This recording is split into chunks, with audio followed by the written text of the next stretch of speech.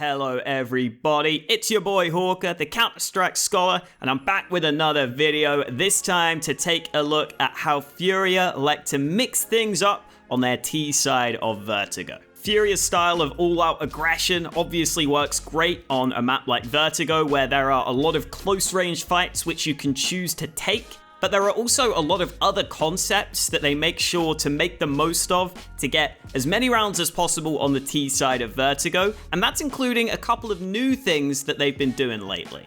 So just like Art when he's playing Counter-Strike, let's not waste any more time, let's rush straight into the video.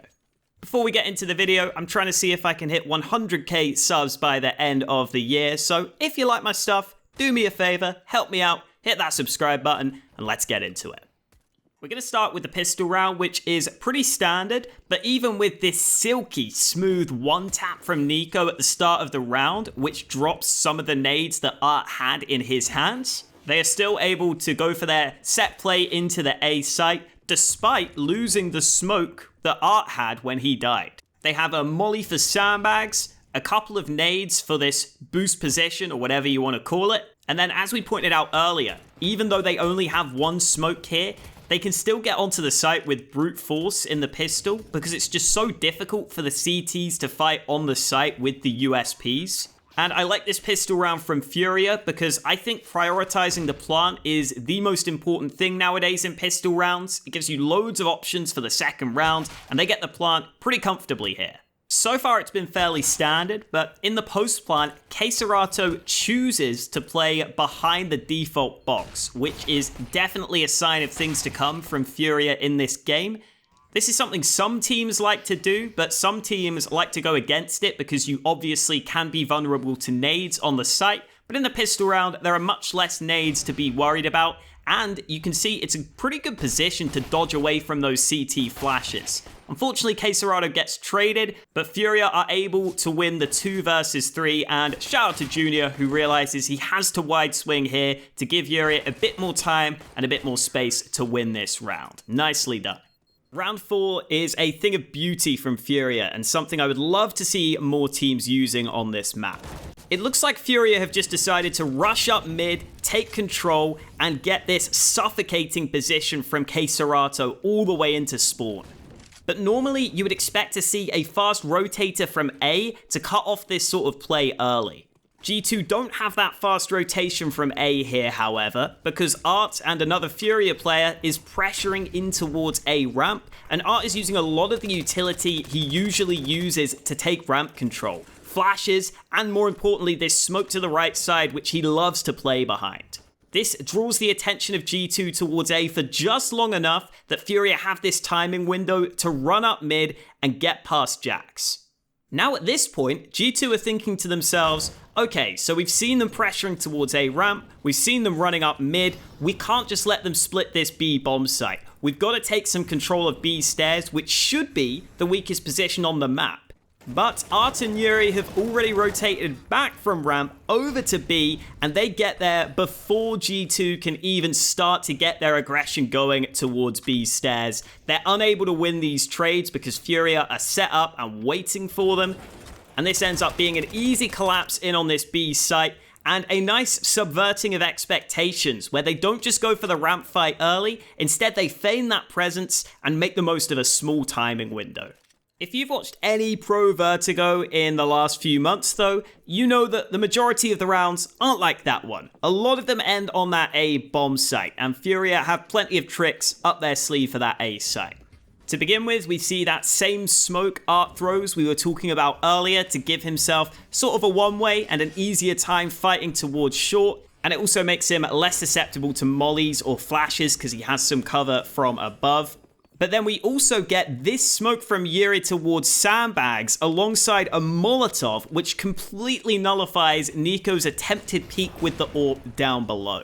At this point, G2 try to start to figure out how they're going to play on the bomb site itself, but Art has other ideas as he's just run through this shelf smoke that Furia threw themselves. Maybe he heard that there were 2 players towards the left side and assumed it was clear, but it's also quite likely that there's not going to be a player holding this smoke anyway. And to make matters worse, this flashbang is fantastic, Nexa is full blind, and Furia can start their assault onto the A site. It doesn't fully go according to plan for them, as Nico really exceeds expectations here by getting so many kills on the site itself, but they still bring it down to a 2v2, which is a pretty good position to be in, even if they don't win this round. The next round starts with some more standard nades exchanged towards ramp, and the good old Vertigo back and forth spam war through the smokes, where eventually Junior is the one who hits the lottery this time and gets Furia an early kill. From here, Furia fake and execute onto the B site with a lot of nades, a triple nade stack to begin with, and some more mollies towards the site. G2 end up using a lot of utility on the B site to try and counter any attempted play that they think might be coming into B, partly because they're scared of the execute, but I'm sure part of this might be down to the general reputation Furia have for being an early round team. But after all is said and done, just look at how little utility G2 have left after using quite a few nades in towards B stairs. This is a position where you are instantly incredibly vulnerable to the A site execute when you don't have the nades and mollies or the ramp control. And that's what Furia do. They go back up towards A, and they even decide to only use a single smoke on towards the site instead of the proper execute, all running up through short with the bomb to get the bomb down comfortably and to have 2 more smokes for the post plant.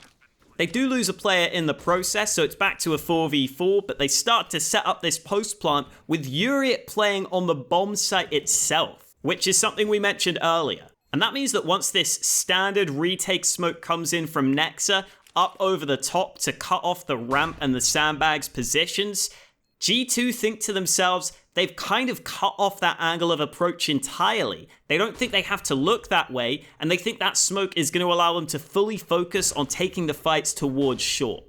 Normally this would work pretty well, but Furia have this great setup between Queserato being the first point of contact, and as soon as he fires, Yuri knows he can spring into action, and G2 are unlikely to be looking his way because of that retake smoke they threw behind him.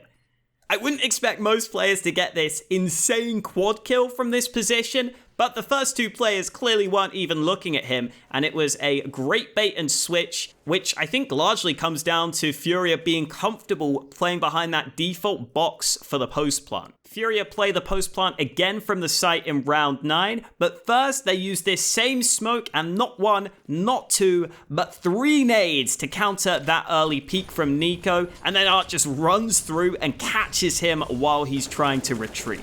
Eventually, after some trades, all this chaos is going to culminate in a 3v3 on the post plant where Furia have the bomb down after having to fake it to bait out some nades.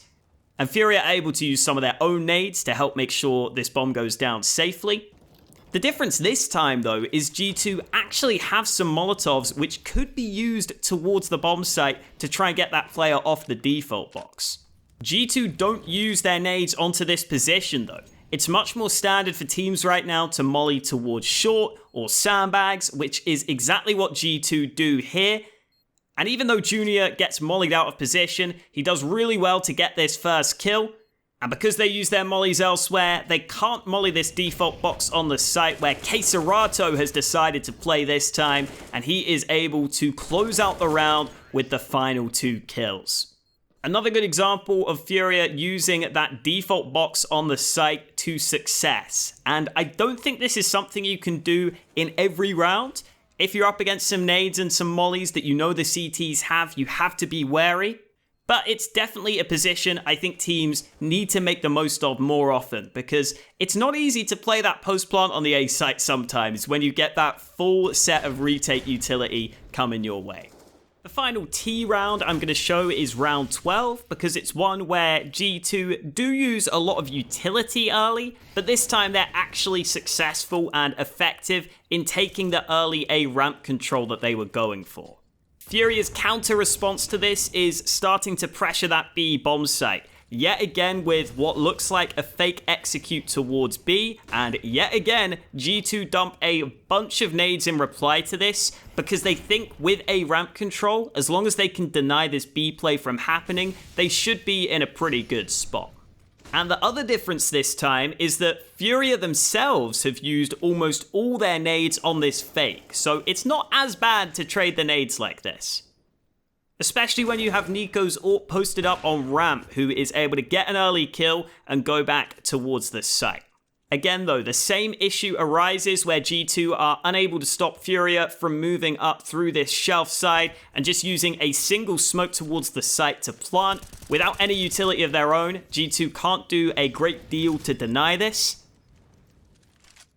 But more importantly, Art, who was really selling this fake on B as hard as possible, he was the man drawing out as much utility as possible, even sticking around for longer and using some of his own nades to sell this fake towards B, has decided to lurk all the way through mid.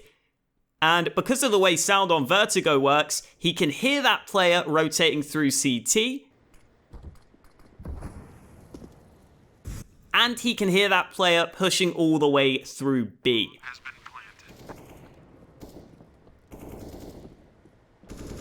So he knows he is safe to go for this flank through mid, and it works wonderfully for him as he lines up 2 free kills on the flank. So whenever anyone tells you that Vertigo is always all just about those same A-site executes, go ahead and show them this video, because sometimes you get some games and you get some teams that like to switch things up. I think Furia are one of the teams that definitely do that best, in my opinion. Although, I've got to say, guys, you really should be winning this round. This one was a little bit of a throw, but we will move swiftly on to save you from that embarrassment, because I like you so much. Thank you guys for watching, hope you enjoyed the video, and if you made it all the way to the end, here's a little bonus tip for CT's side. If you crouch all the way in and look at these sandbags at mid, you are not that visible to the T's that are pushing you on that mid position. So if you want to shut down what you think is a mid rush, this is a spot that can work very nicely as a bait and switch, as long as your teammate is watching for it. But other than that, we are done for the video. Thank you guys for watching. If you enjoyed, make sure to like, make sure to subscribe, do all that good stuff, and I will catch you next time. See ya!